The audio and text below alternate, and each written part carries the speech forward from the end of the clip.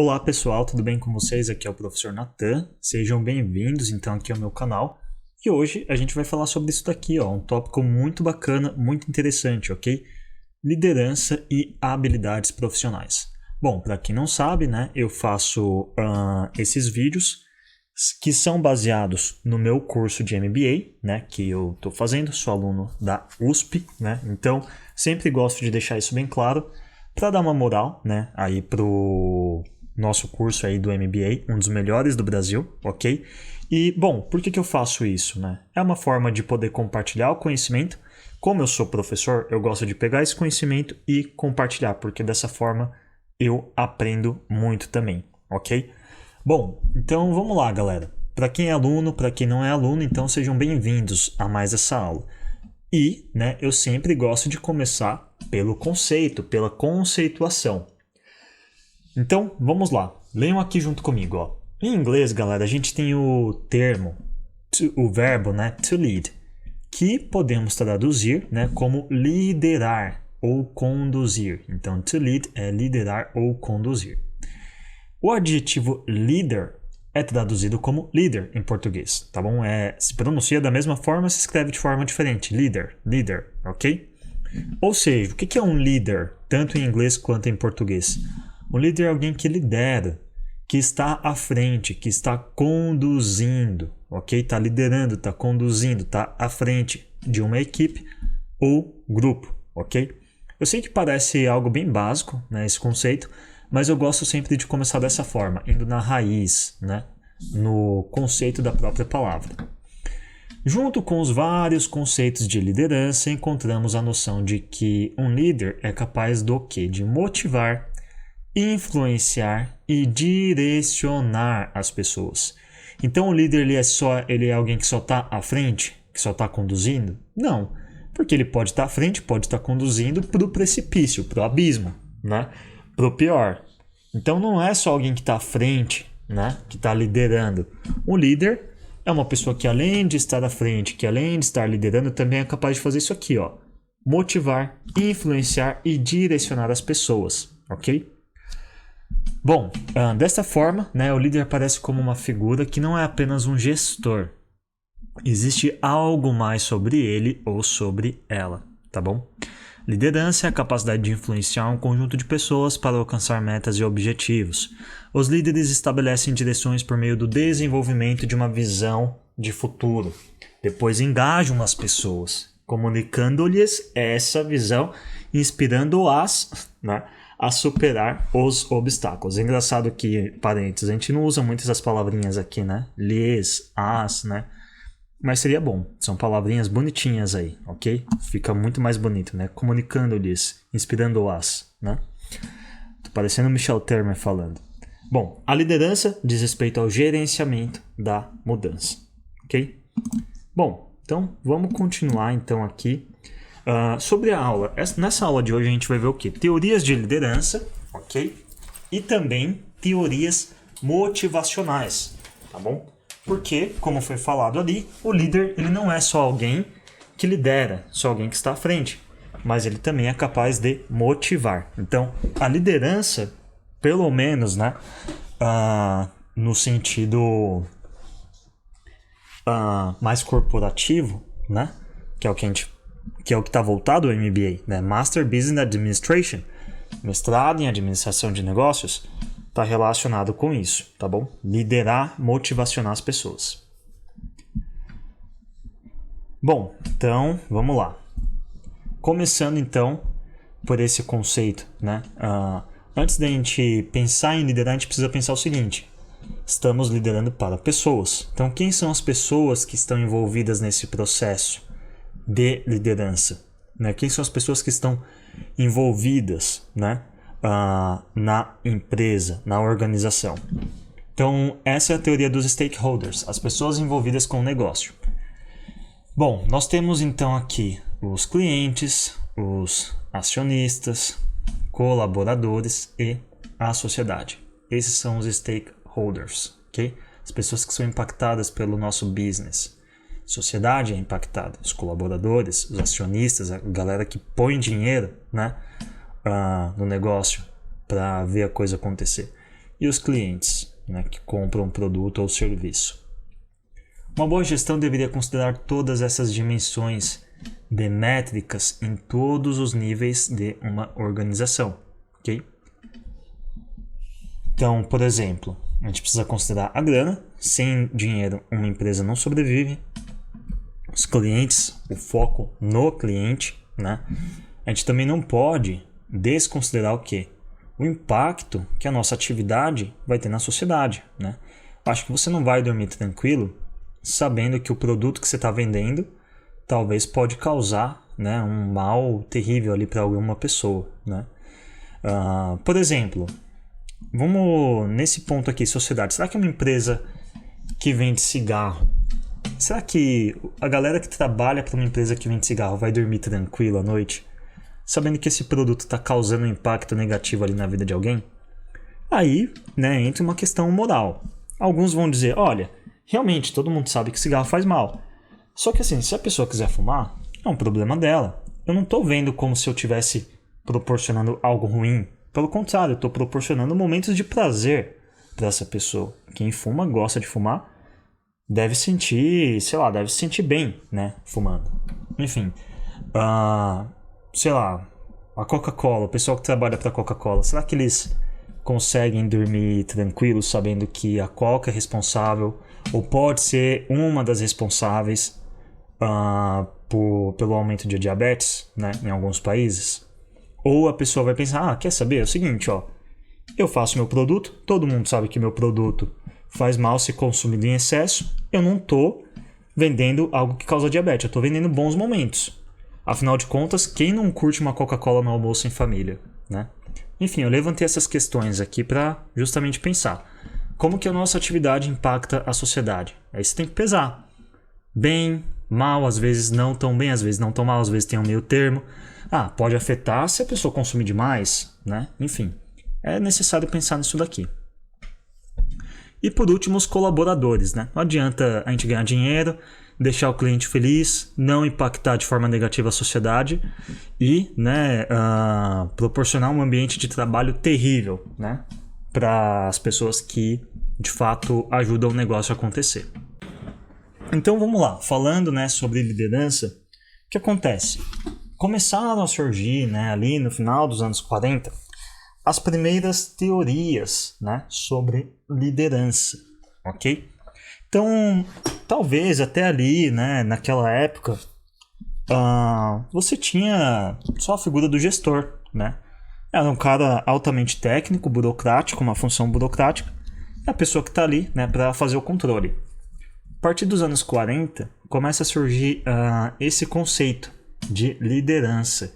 Alguém que não está ali apenas para ser um gestor, mas as empresas, conforme elas foram evoluindo, necessidades novas apareceram. E com necessidades novas, também surgiu a importância desse cara, o líder, a figura do líder. É o cara que não vai ser apenas o gestor, o burocrata, o técnico, mas alguém que vai poder ajudar a transformar a organização.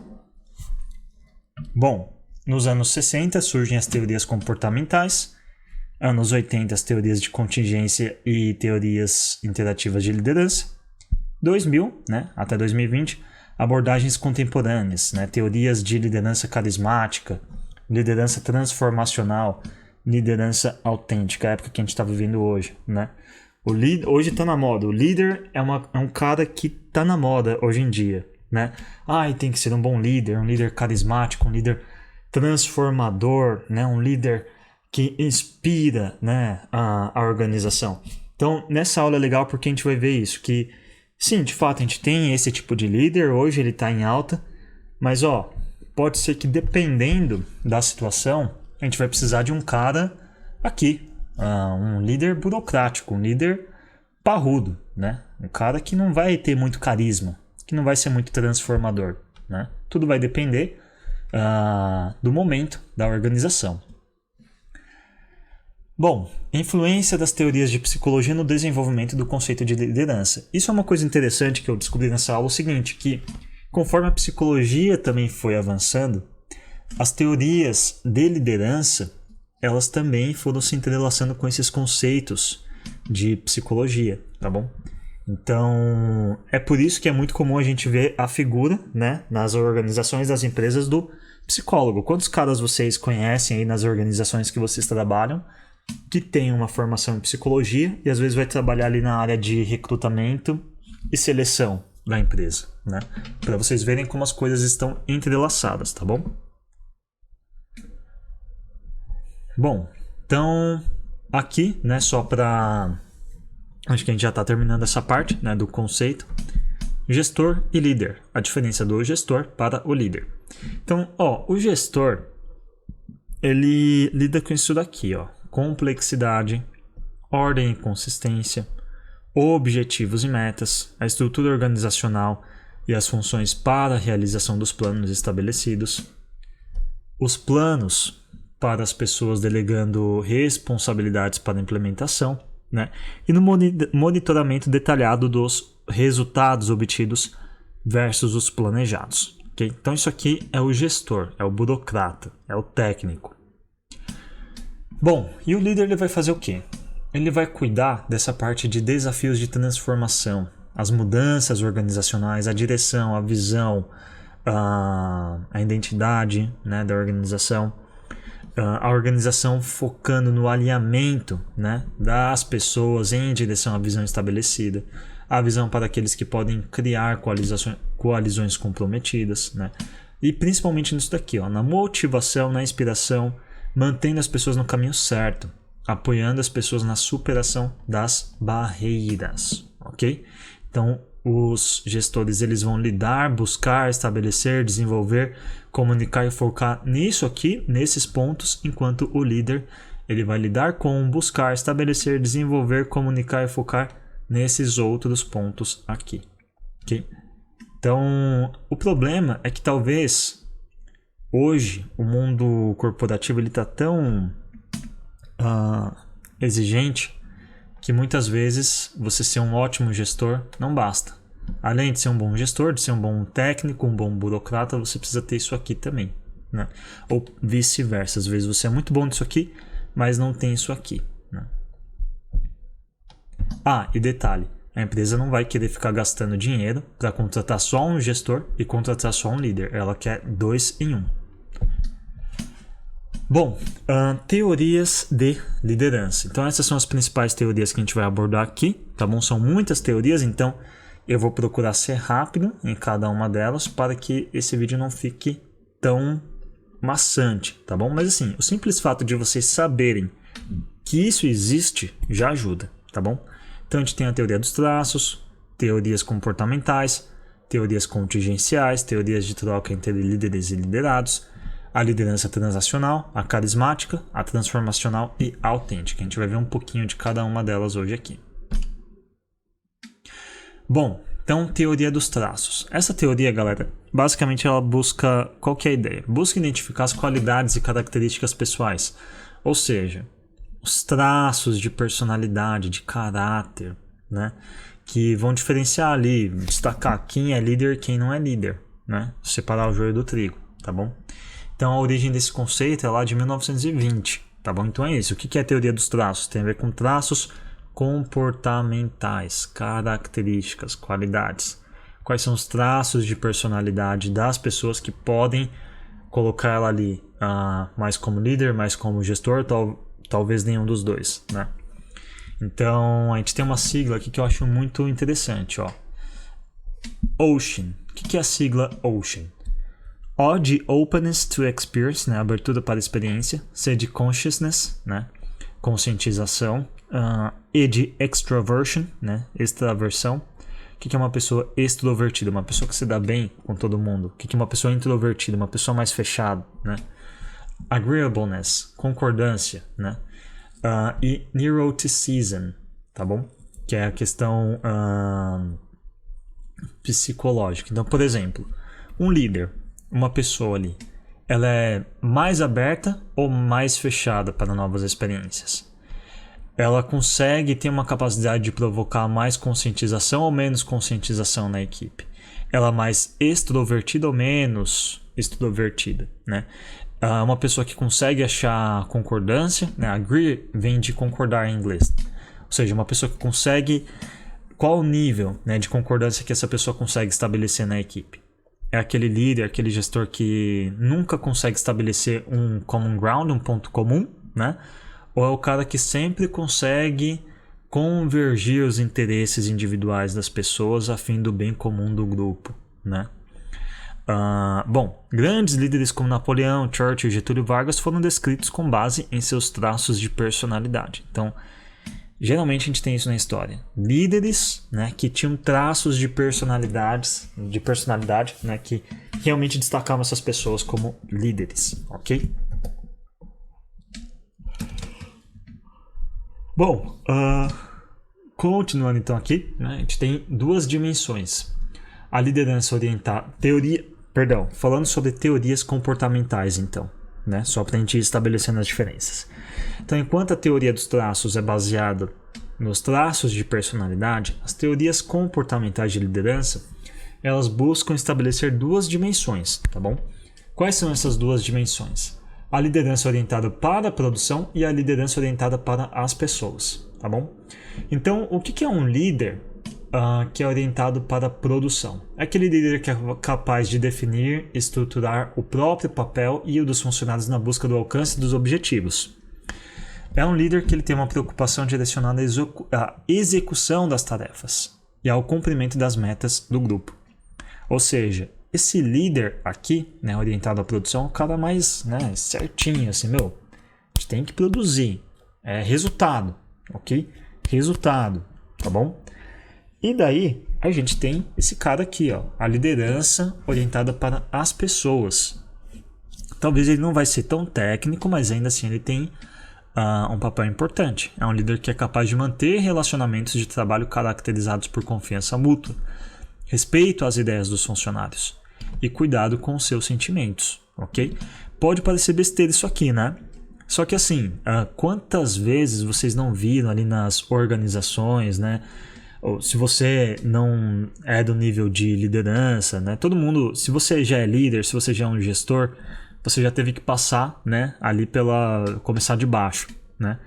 Aquelas conversinhas, aquelas picuinhas, fulano não consegue integrar bem a equipe, eu não me sinto valorizado aqui, eu quero ir para outra empresa porque aqui não tá dando para mim, né? Então, sabe aquele clima, né, de um falando mal do outro? Então, tudo isso tem a ver com a falta de uma figura aqui, ó. Às vezes você tem um cara que ele é muito bom nisso aqui, né? Bate as metas e tudo mais. Só que falta um pouquinho disso aqui, de uma liderança orientada para as pessoas, e começa a ter aqueles tumultos, aquelas picuinhas que quando você menos espera, pronto.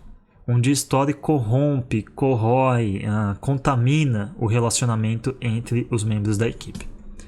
Então ele é um cara que ele faz o quê? Ele enfatiza as relações interpessoais por meio do interesse pessoal pelas necessidades dos funcionários e aceitação das diferenças pessoais entre os membros, ok?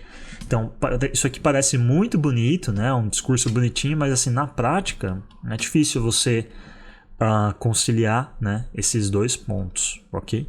Então, bom, teorias comportamentais, ok? Propõe que comportamentos específicos diferenciam os líderes dos não líderes. Aí já não é mais traço de personalidade, é comportamento, ok? Então, eu posso ter um traço de personalidade e esse traço de personalidade ele vai ser essencial para a minha liderança. Ou às vezes eu não tenho, sei lá, por exemplo, o traço de personalidade disso aqui. Eu não sou uma pessoa muito aberta para novas experiências. Mas no trabalho, apesar de não ser aberto para novas experiências, no trabalho eu procuro, né, ter um comportamento aqui, ó, voltado para isso. Ou seja, voltado para ser capaz de manter relacionamentos, enfatizar aqui nas relações interpessoais, né? Então, isso aqui pode ser um comportamento que eu tenho, não necessariamente uma característica, um traço, né? Eu acho que eu já conheci pessoas que eram assim, né? Talvez você deve conhecer alguém que é assim, nossa, mas assim no trabalho você é isso, isso e isso. Quem te conhece lá fora não imagina que você é assim aqui dentro, né? Às vezes tem isso. A pessoa no trabalho, na escola, em algum lugar, é de um jeito, saiu dali, tá na vida normal, é uma pessoa totalmente diferente. Às vezes lá fora uma pessoa muito ativa, né? Muito comunicativa e tal, brincalhona, não sei o que lá. Mas chega aqui no trabalho, opa, aqui no trabalho eu vou ser assim, eu vou me comportar dessa forma. Aqui no trabalho não é lugar de brincar, é lugar de produzir, tá bom? Vou alcançar os objetivos, vou bater a meta e vou ajudar a galera. Terminou isso aqui, lá fora, no meu fim de semana, aí sim, aí eu sou o cara que faz piada, que brinca com todo mundo, né? Então, só para vocês saberem assim, essa diferença entre a teoria dos traços, né? Procura os traços ligados a isso aqui, né? A abertura, né? Para experiências, nível de conscientização, uma pessoa consciente, não é? Uma pessoa extrovertida, não, enfim. Tem várias, né, traços de personalidade, e aqui não é relacionado ao traço de personalidade, mas sim a forma comportamental, como a pessoa decide se comportar dentro da empresa, ok? Bom, depois a gente tem as teorias contingenciais, ok? E entre teorias contingenciais a gente vai ter 4 modelos, ok? O modelo de contingência de Fred Fiedler, teoria situacional, teoria do caminho-meta e teoria da participação e liderança, tá bom? Então, as teorias contingenciais têm enfoque na influência da situação na qual a liderança é inserida, o contexto. Então, vai depender muito do contexto. E não é à toa que as teorias contingenciais elas estão muito famosas hoje, porque o mundo está tão complexo que a receitinha de bolo que funciona na Unilever não vai funcionar numa P&G, né, por exemplo. Enfim. Então a gente vai focar um pouquinho nisso daqui agora. Modelo de contingência de Fiedler propõe 3 dimensões contingenciais ou situacionais, ok? Que determinam a eficácia da liderança. Então, a relação entre o líder e o liderado, a estrutura da tarefa e o grau de influência. Galera, aqui está escrito estrutura da tarefa, mas na verdade era grau de influência, tá bom? Aqui estrutura da influência, tá bom? Então vamos lá, para vocês, só para a gente passar rápido por isso aqui, tá bom? Então, relação líder-liderados tem a ver com grau de confiança, credibilidade e respeito que os membros do grupo têm pelo seu líder, ok? Estrutura da tarefa, o grau de estruturação e formalização dos procedimentos e das tarefas do trabalho. Às vezes não adianta o cara ser isso aqui, ó. Tem um ótimo... Eu já vi isso. Pessoas reclamarem de líderes que eram assim, nossa, fulano, ele é um ótimo gerente, nossa, ele tem um coração enorme, ele é muito gente boa. Mas ele não consegue deixar bem claro o que a gente tem que fazer e todo mundo fica perdido. Às vezes a gente tem que falar para ele o que tem que ser feito, né? Então não vai adiantar muita coisa você estar aqui, né? Você consegue ter credibilidade, confiança, respeito, mas quando se trata de estruturar as tarefas, deixar a equipe, né, meio perdida, né? E depois, né, como eu falei, a estrutura de influência, o grau de influência que um líder, né, tem sobre variáveis como o poder de contratar, demitir, tomar ações disciplinares, conceder promoções e aumentos salariais. Vamos pegar, por exemplo, um líder, né, um gestor que ele tem isso aqui, o grau de confiança dele, credibilidade e respeito é alto, né? Ele consegue ser organizado na estruturação das tarefas, né, e tudo mais. Porém, o grau de influência que ele tem, tanto para contratar, para demitir, para tomar ações disciplinares, para conceder promoções e aumentos salariais ou punições, é baixo, né? Ou seja, ele vai ser um cara que ele vai ter a confiança da galera, ele vai saber bater as metas, só que num cenário onde a empresa precisa fazer algumas mudanças, ele não vai ter a influência para poder tomar as decisões, né? Porque um líder não basta ser só um bom gestor, não basta só estruturar direitinho e tal, ter a confiança. Um líder precisa ter o quê? Poder de ação, né? Eu já trabalhei em uma empresa que eu tinha confiança ali de algumas pessoas da equipe. Eu também tinha um grau relativo de estrutura, sabia estruturar bem as tarefas. Só que quando chegava isso aqui, ó, eu não tinha carta branca.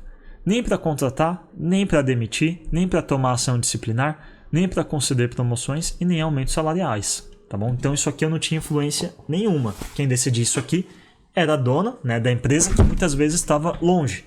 Então o que acontecia? Muitos funcionários, né, da minha equipe, eles começaram a se revoltar. Porque às vezes tinha uma pessoa lá que precisava, merecia, né, de repente, tomar uma punição. Só que eu não tinha o poder para fazer isso. Então, as outras pessoas da equipe viam isso e pensavam, meu, beleza, eu gosto do Nathan e tal, só que assim, é um bunda mole. Ele não dá nenhuma ação disciplinar pro fulano que cometeu um erro, entendeu? A gente precisa de mais pessoas aqui para poder ajudar na equipe e não consegue contratar ninguém, entendeu? Então, eu tô dando esses exemplos só para vocês verem que isso aqui não é só um slide vazio, né? Dá pra gente pensar em situações da vida real. Então, toda vez que eu citar um exemplo, pensem se já aconteceu algo semelhante aí nas empresas que vocês trabalharam, tá bom? Bom, então, isso daqui, relação líder-liderados, estrutura da tarefa, aqui era grau de influência, tá bom? Vou ver se eu consigo consertar isso aqui. Bom, teoria situacional, né, de Paul Hersey e Kenneth Blanchard.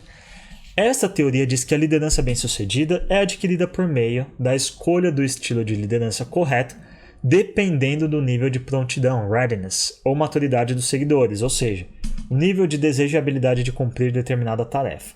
Vamos tentar entender o que é isso, tá bom? Então, dependendo do nível de prontidão ou maturidade dos seguidores, né? Será que as pessoas que a gente está liderando em uma organização, elas estão prontas para mudança, estão prontas para poder fazer, né, o que deve ser feito ou não, né?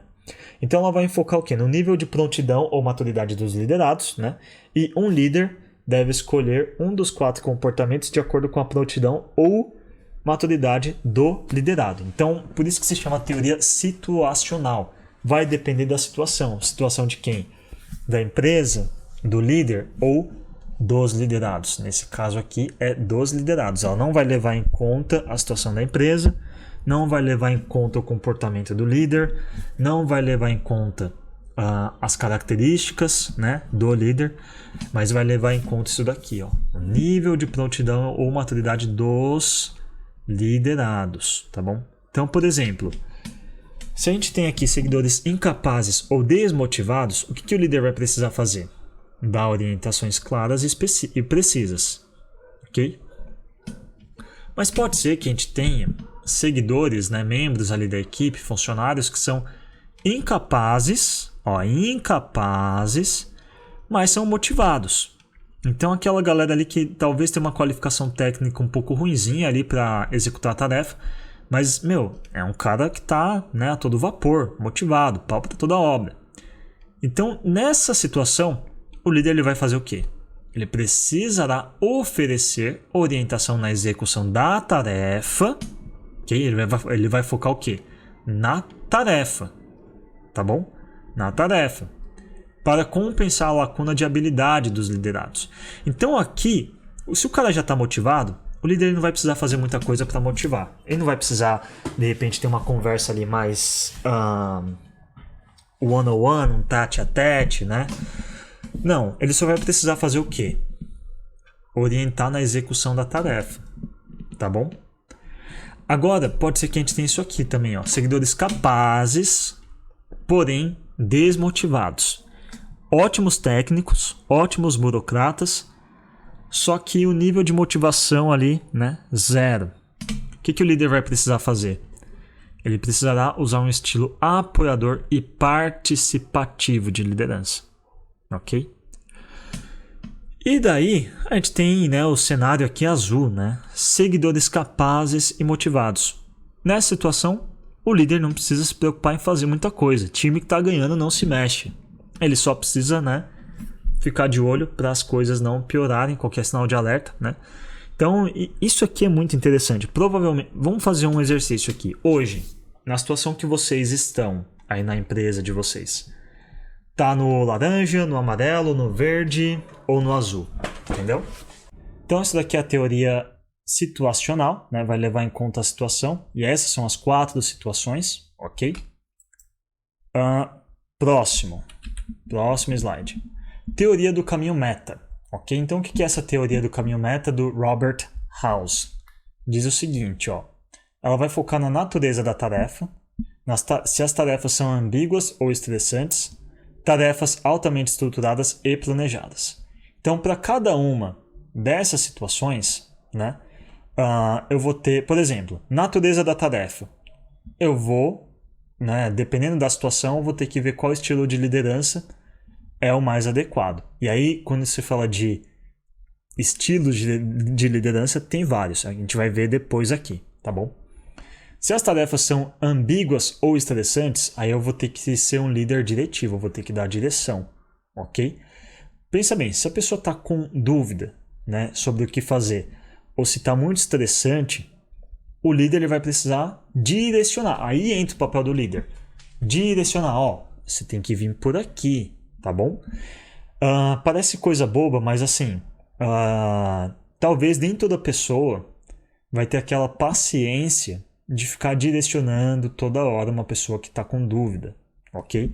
Então, por exemplo, se você é um líder, um gestor, só que você percebe que é uma pessoa que não tem muita paciência assim para ficar explicando a mesma coisa diversas vezes.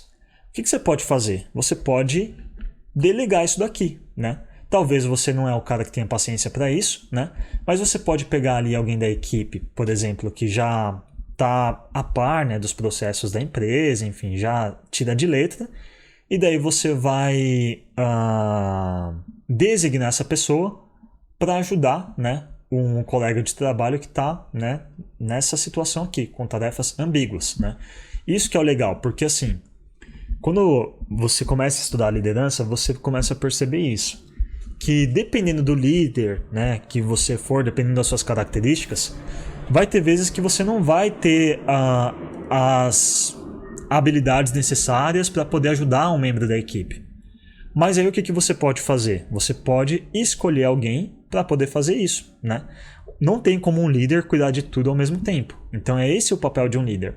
Muitas vezes ele não vai, o que ele não puder tocar sozinho, ele escolhe a melhor pessoa possível para poder fazer aquilo que ele não consegue fazer, né? Um líder não é um sabedor de tudo, tá bom?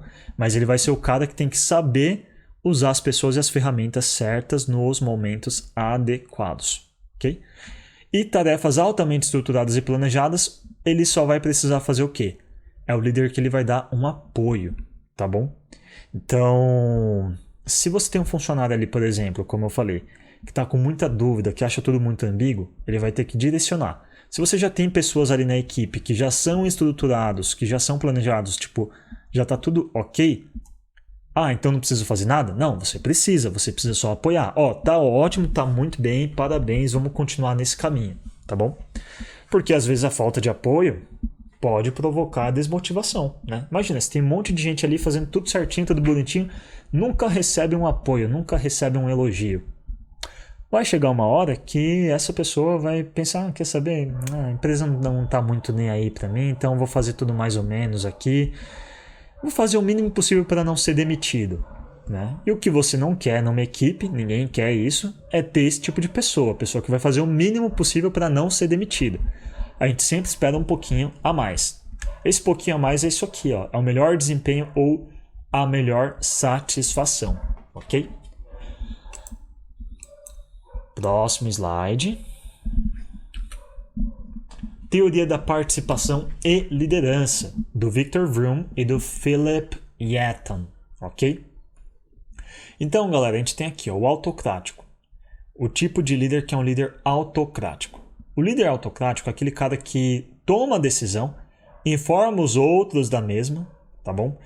E existem duas formas de informar, né? O líder resolve o problema ou toma a decisão, socorrendo-se da informação disponível.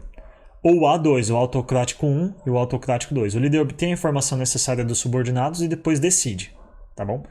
Então, ele mesmo resolve o problema, né? Ele mesmo toma a decisão e tenta se virar sozinho. Por isso que se chama o líder autocrático. Auto, né? De tomar as coisas sozinho, por si mesmo, né? Você tem aquele líder que ele vai obter a informação necessária dos subordinados e vai decidir, né? Então, tem o líder que ele vai procurar resolver sozinho, né? Sem consulta, né? Sem consultar muito. Você tem o cara que ele pode até consultar, mas no final das contas quem decide é ele. Você tem o líder consultivo, né? que é o cara que coleta as informações do time e então toma decisão. Ó, consultivo, tá bom? Ele vai consultar, mas a decisão final é dele. A palavra final é dele. Então, o líder compartilha o problema, né, com subordinados de modo individual, consultando a sua opinião. Né? O consultivo 1. E o consultivo 2, ele partilha o problema com subordinados como grupo, ok? E o colaborativo. Então, qual vai ser a diferença então entre o autocrático, o consultivo e o colaborativo? Você e sua equipe trabalham em conjunto para chegar a um consenso.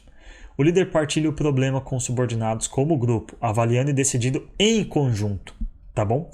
Então, essa daqui é a teoria da participação e liderança, ou seja, o nível de participação que o líder vai se permitir, né, a ter com a equipe para poder tomar uma decisão. Então, você já conheceu algum cara que está aqui, é um líder autocrático? Né? De repente, aquele chefe, aquele gerente que, quando você menos espera, tomou a decisão primeiro e depois ele comunica. Né? Ó, eu vou decidir primeiro e depois eu informo. Né? Eu não vou pegar a informação primeiro e depois decidir. Né? Tem isso, né? E como eu falei, não tem nada certo e nada errado. Dependendo da situação de como tá, vamos supor, por exemplo, que é um cara ali que ele tá em uma função muito técnica e os liderados, né, o pessoal da equipe não tem o conhecimento técnico que ele tem, né? Então, ele pode simplesmente pegar, tomar a decisão, né? Toma a decisão primeiro e depois ele só informa, né? Então, isso que é legal, porque a gente tem que se desapegar um pouco desse preconceito, né? Não estou falando que o líder é autocrático, que a gente tem que voltar àquele sistema de gestão quadrado, né? Do nível pré-revolução, do nível da Revolução Industrial, mas tem que ter um certo equilíbrio. Aí vai depender, né, da situação, tá bom? Então, o autocrático, o consultivo e o colaborativo, ok? Bom, próximo slide. Galera, tá ficando grande, né? 38 minutos. Bom, vou ver se eu consigo terminar, né, em menos tempo. Liderança transacional. O que é isso? O que é a liderança transacional? Os líderes transacionais conduzem ou motivam seus seguidores em direção às metas estabelecidas por meio do esclarecimento das funções e das exigências da tarefa, tá bom? Então, para isso, a gente vai ter alguns pontos aqui, ó. Aí volta o que eu tinha falado antes. Né? Na liderança transacional, a gente vai precisar ver a relação entre o líder e o liderado, a estrutura da tarefa e o grau da influência, tá bom? Eu já tinha mencionado isso antes, né? Que era uma das teorias contingenciais, tá bom? Então, ó, 4 características que definem a liderança transacional. Recompensa contingente. Administração por exceção, ativa. Administração por exceção, passiva. E o laissez-faire. O que é o laissez-faire? Deixe-se fazer. Vamos explicar. Isso aqui tá meio... Né, até aqui tá indo bem. Chegou nesse slide, acho que complicou a coisa um pouquinho, né? Mas vamos lá. Recompensa contingente. Negocia a troca de recompensas por esforço. Promete recompensas pelo bom desempenho. E reconhece conquistas. Tá bom? Já conheceu alguém assim? Né? Ou já teve algum líder que era assim? Geralmente, galera, a gente pode encontrar isso aqui, sabe aonde? Na política. Porque tem muito toma lá da cá, né? Olha, eu faço algo para você, né, e tal. Se você me ajudar aqui a ganhar um voto, se você me ajudar aqui a melhorar minha relação com uma base eleitoral, eu prometo, né, que se eu for eleito, eu vou te recompensar com um carguinho público, com um carguinho aqui no meu gabinete, né? Então, será que pro ambiente de negócios isso aqui seria o melhor, né? Um líder que promete, né, algumas coisas em troca, né? Às vezes sim, às vezes não. Às vezes vai ter pessoas que vão pensar o seguinte: eu só vou fazer alguma coisa para ajudar esse cara aí, o gerente, se ele, né, me dá uma recompensa depois. Se ele não me prometer nada, também não vou fazer nada, né?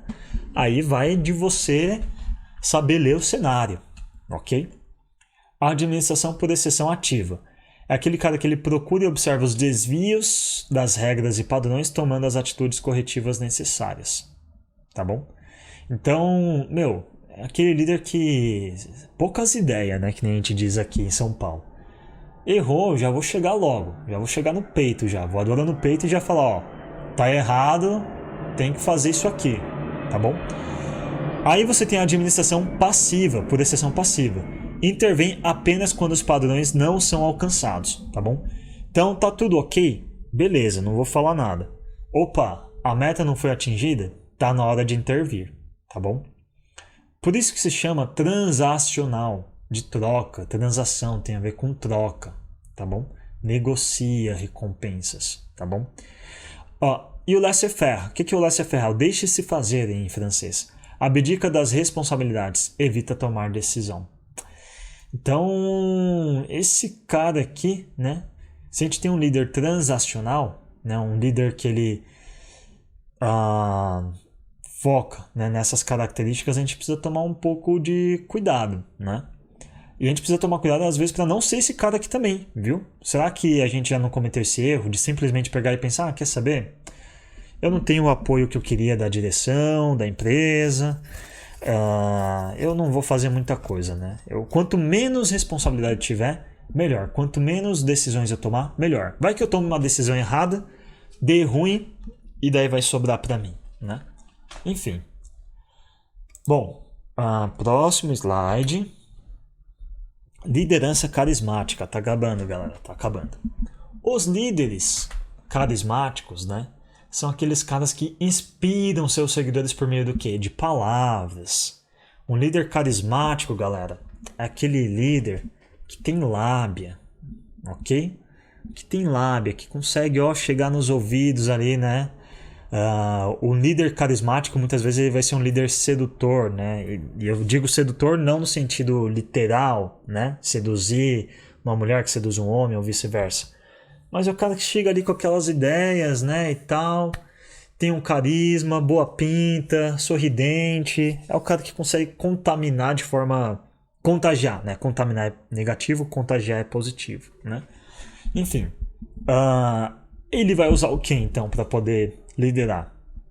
Ele vai usar a lábia, né? A palavra, as ideias e comportamentos, com o uso de capacidades heróicas atribuídas pelos seguidores. Então, um líder carismático ele é visto como um herói, entendeu? Tanto é que é muito comum a gente ver líderes carismáticos aonde? Na política. Porque o político é um cara que ele precisa fazer o quê? Ele precisa ter lábia, né? Ele precisa falar, né? Não vou citar nomes aqui, mas pensem nos líderes políticos que a gente tem hoje no Brasil, né? Se a gente pensar bem, não importa se é aquele cara que está na esquerda ou aquele cara que está na direita, eles têm isso aqui, ó. Tem ideia, tem palavra, tem palavra. O cara sabe falar, né? Sabe falar a língua do povo, né? Hoje em dia tá na moda isso. Não, precisamos de um político que fale a língua do povo. Eu voto no fulano porque ele fala a língua do povo, né? Palavras. Além de palavras, ideias. Não é à toa que os líderes políticos, o líder carismático, ele é um líder que além de ter a palavra, ele também vai defender uma ideia, uma ideologia. E se ele tem a palavra, se ele é movido por palavras, né, por ideias, ele vai se comportar de tal forma, né? Eu não queria falar, mas tá, vou falar. Vamos pegar, por exemplo, o Bolsonaro. Ele fala, né, muitas pessoas que eu conheço que votaram no Bolsonaro dizem o seguinte, ele fala a língua do povo, ele fala mesmo, né? Fala palavrão, não sei o quê. Ele tem as ideias ideológicas, né? Os ideais dele de origem... Ficou meio redundante, né? Ideias ideológicas, né? Ele é movido por ideologia, ou seja, tem coisas que você não consegue negociar com o Bolsonaro, né? Defesa ao porte de armas, por exemplo, né? Isso aí é uma ideia que você não pode dar o argumento que for, ele vai defender, né? E comportamentos, né? Fazer a motociata lá, né? Com o povão e tal. Enfim. E o mesmo, né? Vamos atribuir ao Lula. O cara, né? Eu vou falar a verdade, eu não gosto do Lula, tá bom? Mas assim, eu reconheço que ele tem o quê? Lábia, né? Ele é fortemente movido por ideologia também, né? Um nacional desenvolvimentista, né? Ele acredita que o Estado tem que ser o motor do desenvolvimento. E comportamento, né? A maneira como ele vai se comportar, né? Sobe no palanque, enfim, né? Então, significa que só líder carismático é político? Não, né? A gente tá falando de liderança aqui, galera, não é só para empresa, não é só para política, é em tudo. O técnico de futebol, ele precisa ser um líder, né? Bom, então, o primeiro pesquisador, né, a considerar a liderança carismática foi o Robert House, tá bom? Enfim, tem alguns pontos aqui. O líder carismático, ele tem o quê? Ele tem visão, ele está disposto a correr riscos pessoais por ela. Lembra, é um cara movido por ideias, por ideologia. E se ele correr algum risco, ele vai correr, né? O Lula foi preso, né? O Bolsonaro está inelegível. Então é interessante que esses líderes carismáticos, como eles são movidos por isso aqui, muitas vezes eles vão acabar pagando o preço, né? Por serem como o povo, como as pessoas, né, que seguem esses líderes, eles vão dizer o seguinte: pagou o preço por ter sido verdadeiro, né? Enfim, e eles exibem comportamentos, são sensíveis às necessidades dos seus liderados, né? E exibem comportamentos não convencionais, né? E bota não convencional nisso, se a gente fala nesses dois caras, né? No Lula e no Bolsonaro, tá bom? Bom, próximo slide, liderança transformacional. A inspiração dos liderados a transcenderem seus próprios interesses pelo bem da organização ou do grupo. Isso aqui é bem difícil, né? A gente achar alguém que vai pensar o seguinte: eu vou me sacrificar, não vou pensar aqui no meu interesse próprio, não vou pensar aqui na minha promoção, no meu salário mais alto, na minha recompensa. Eu vou fazer alguma coisa pelo bem do grupo ou pela organização, sendo capazes de causar um impacto profundo e extraordinário em seus liderados.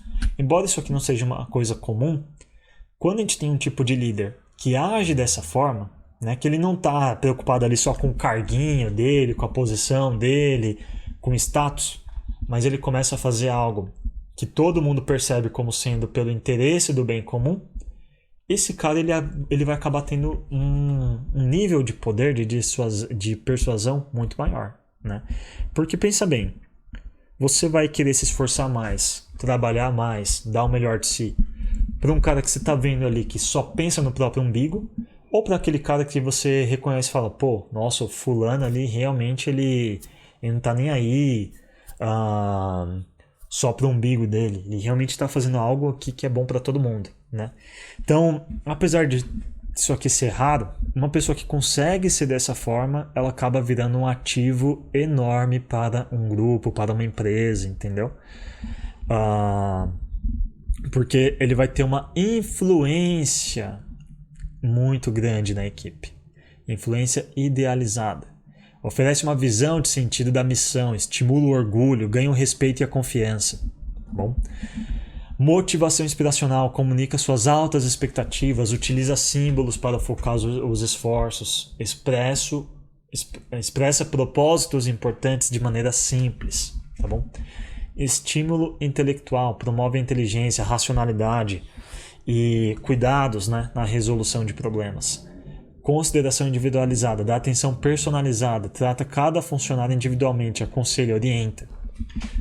Olha, pensem aí, se você já teve um líder transformacional, como eu falei, na minha opinião isso aqui é o mais raro de ver.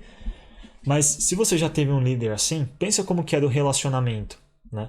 Provavelmente um líder assim, ele é o cara que ele vai conseguir o quê? Dissipar, né, aquelas picuinhas, aquele espírito, né, de porco que às vezes tem, né, dentro das empresas, né? Aquela coisinha mesquinha, né, de um ficar falando mal do outro. Por quê? Ele consegue influenciar, consegue motivar, dar motivação, dar um estímulo intelectual, tá sempre estimulando a pessoa a estudar, você tem que estudar, você tem que crescer e tal. Dá uma atenção personalizada, não é uma coisa, ele só fala tudo isso aqui pro grupo. Não, se precisar chegar e conversar individualmente, ele vai fazer também, né? Então esse cara aqui, ele, como eu falei, né, ele é raro, mas ele vai se tornar um ativo extremamente importante, né? Será que você é esse tipo de cara, né? Se não, será que tem como ser um pouquinho mais assim, né? Então, dependendo da situação, né, da empresa, a gente vai precisar do quê? De um líder transformacional. Você como gestor, se você tiver um problema, ou você vai precisar agir dessa forma, ou você vai precisar contratar alguém que vai agir dessa forma, né? No caso, se você for um diretor de uma empresa, né, ou o presidente ou o dono da empresa, enfim. Eu tô gostando muito desse tópico aqui, galera. É uma das aulas mais legais que eu tive no MBA. Bom, a gente tem a liderança autêntica, né? O que é a liderança autêntica? O líder autêntico, ele age conforme os seus valores, suas crenças, de forma aberta e honesta, tá bom? Então,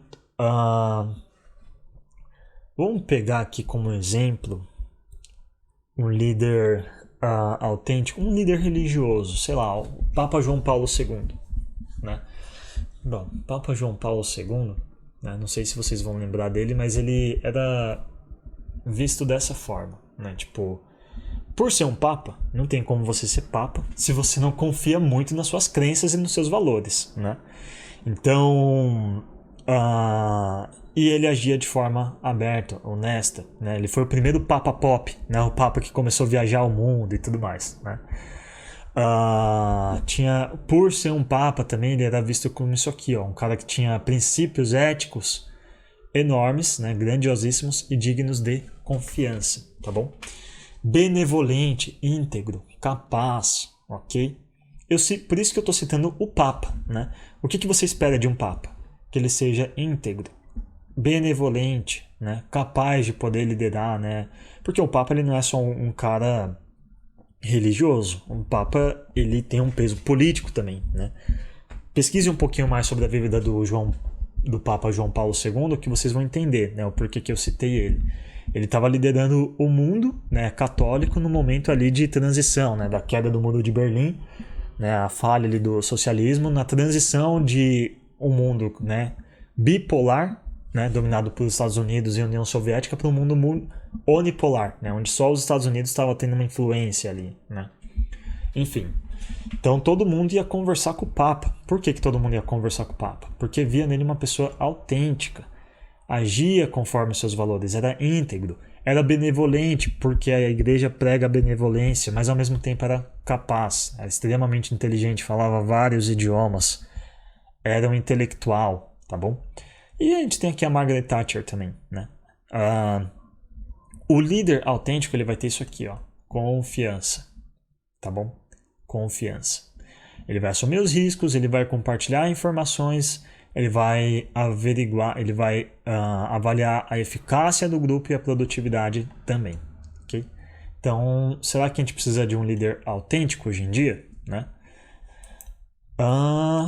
Próximo, opa. Ai, caramba, por que tá... Calma aí, deixa eu tirar isso daqui. Pronto. Teoria de troca, né, entre líderes e liderados, né? Essa daqui é legal. É uma teoria que propõe que os líderes criam grupos de... galera, clássico essa daqui. Clássico. Criam grupos de dentro e de fora. E os liderados do grupo de dentro recebem avaliações de desempenho melhores, apresentam menor rotatividade e maior satisfação com o trabalho. Ou seja, os líderes estabelecem um relacionamento especial com um pequeno diferenciado grupo de liderados, que é o grupo de dentro. A gente poderia trocar esse nome aqui por teoria da panelinha, né? Então, o que é a teoria da troca entre líderes e liderados? Essa panelinha. O grupo de dentro é a panelinha. Né? O pessoal que vai ter a confiança total do líder, ele vai receber uma atenção desproporcional, né? Vai ter privilégios maiores e especiais, né? O grupo de dentro ele vai ser recompensado, os líderes recompensam, né, aqueles funcionários com os quais querem manter maior contato. E o grupo de fora, né, coitado, né? Se você cai numa empresa que está com esse espírito aqui e você não faz parte do grupo de dentro, você faz parte do grupo de fora, você está ferrado, meu amigo, porque os demais membros pertencentes a esse grupo recebem menos tempo do líder, menos recompensas controladas por eles, né? Exemplo, bônus, promoções, salário, enfim. E seu relacionamento baseia-se nas interações formais de autoridade, né? Punem aqueles funcionários com os quais não querem se relacionar, né? Tem uma frase que é muito interessante, muito usada na política. Aos meus amigos, tudo. Aos meus inimigos, a lei, né? Então acho que é mais ou menos assim, né? O grupo de dentro, todas as benesses. O grupo de fora é a regra geral da empresa, né? E fique feliz se você não for demitido, né? Se você estiver no grupo de fora, você já tem que estar satisfeito, tem que dar graças a Deus. Porque se você cai no grupo de fora, a tendência era que nem aqui na empresa você deveria estar, né? Mas às vezes, né, precisa, tá bom? Então, será, né, que tem muito isso aqui, né? Você como um gestor, você precisa identificar. Opa, será que fulano de tal está exercendo uma liderança baseada na teoria da troca entre os líderes e liderados? Ou seja, favorecendo o grupo de dentro em detrimento do grupo de fora, tá bom? E aqui sendo um pouquinho radical, né? Será que tem situações em que a gente realmente não precisa disso aqui? Né? Por exemplo, vamos imaginar um partido político, né? Um partido político, isso aqui é interessante. Muitas vezes, dentro de um partido político, né, você tem aquela galera que fundou o partido, que está ali há mais tempo, eles vão fazer parte disso aqui, do grupo de dentro. Não faz sentido para um partido político, né, pegar todo mundo que está entrando agora no partido, que está se filiando agora no partido, que está se acostumando com o partido, trazer todo mundo para cá, para esse grupo mais fechado, né? Eu sei, né, disso porque eu sou filiado a um partido político e eu vi isso aqui acontecendo, né? Só que nesse caso eu entendo, né, que era algo positivo. Por quê? Dentro do partido, às vezes, tem coisas que os líderes fazem que quem está de fora, né, não vai entender, vai achar que é falcatrua, enfim, né? Mas se você está dentro, você entende o porquê, né? A política ela é feita disso, de negociações. Às vezes você vai precisar negociar com o seu inimigo, né? Não porque você está se vendendo para ele, não porque você gosta dele, mas talvez porque a opção vai ser pior ainda, né? Então, vou dar um exemplo aqui bem clássico, né? O Republicanos, né, que é o partido do governador Tarcísio, teve algumas pessoas de dentro do Republicanos que fizeram uma aliança, entraram para o governo Lula, né? Ou estão querendo entrar para o governo Lula, né? Enfim, se você pega as pessoas que estão entrando no partido agora e vem isso, eles vão pensar, nossa, eu não quero ficar mais nesse partido, enfim, tá bom? Tá ficando longo, né, galera? Mas tá terminando. Então, bom, é isso aqui. Teoria da troca entre líderes e liderados. Aí vem para teorias motivacionais, mas isso vai ficar para outra aula, para outra parte, tá bom? Vamos fechar essa aula aqui, né, de 1 hora, conteúdo pra caramba, só em teorias de liderança. Eu vou fazer um outro vídeo então para falar sobre teorias motivacionais. Tchau, tchau, galera. Espero que vocês tenham gostado desse vídeo. Até a próxima.